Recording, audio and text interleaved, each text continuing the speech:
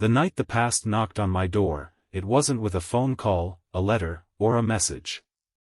It arrived shivering on my front porch beneath a cold autumn sky in Asheville, North Carolina, wrapped in an old gray blanket with tired eyes that I hadn't seen in 6 years. For a long moment, I thought I was imagining it. But when I looked closer, I realized the woman curled against my doorstep was the one person I had spent years trying to forget. Everything I had built to protect my heart suddenly felt fragile, and I had no idea that opening my front door would also reopen a chapter of my life I believed had ended forever.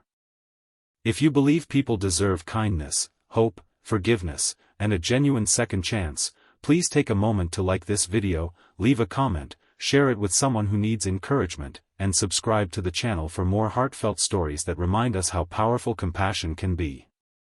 My name is Nathan, and by the time I turned 36, I had convinced myself that loneliness was easier than heartbreak. I worked as a physical therapist in Asheville, spent weekends hiking the Blue Ridge Mountains, volunteered twice a month at a community shelter, and kept my small house quiet enough that painful memories couldn't find their way back inside. Years earlier, I had imagined sharing that home with Rebecca, the woman I had loved through college and into adulthood. We had planned a future together until life slowly pulled us in different directions. Her career dreams led her toward larger cities, while I wanted roots, family, and stability. We never had a dramatic ending. Instead, we slowly became strangers carrying the weight of disappointment until one day she simply packed her things and left with a tearful goodbye. Neither of us reached out again. Seeing Rebecca asleep against my front door erased every carefully built emotional wall. Her expensive confidence was gone, replaced by exhaustion that seemed to stretch much deeper than physical fatigue.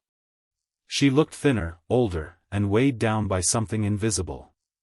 When she finally lifted her eyes, there were no dramatic speeches, only quiet embarrassment and silent regret.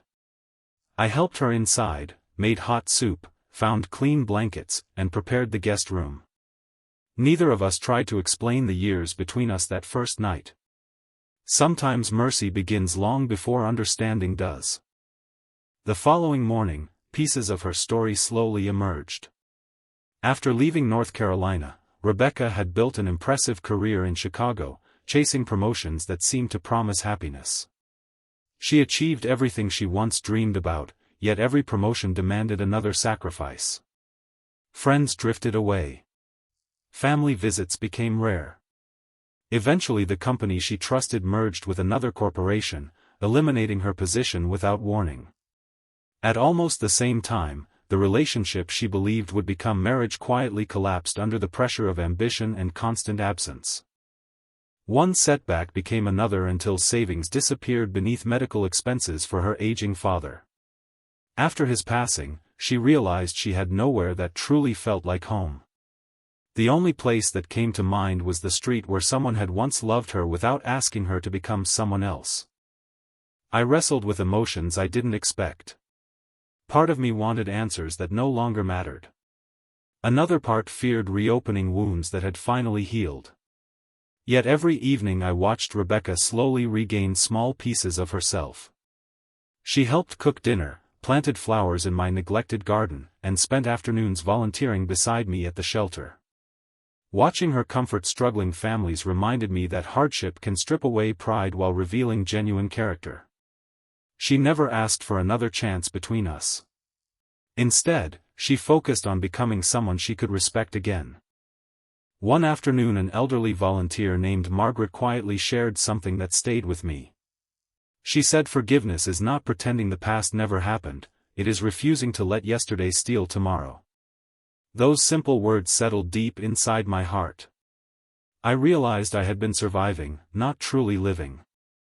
Holding on to old pain had protected me from disappointment, but it had also kept joy at a distance. Weeks passed, and Rebecca received an offer to work at a nonprofit helping displaced families rebuild their lives. The opportunity meant remaining in Asheville permanently.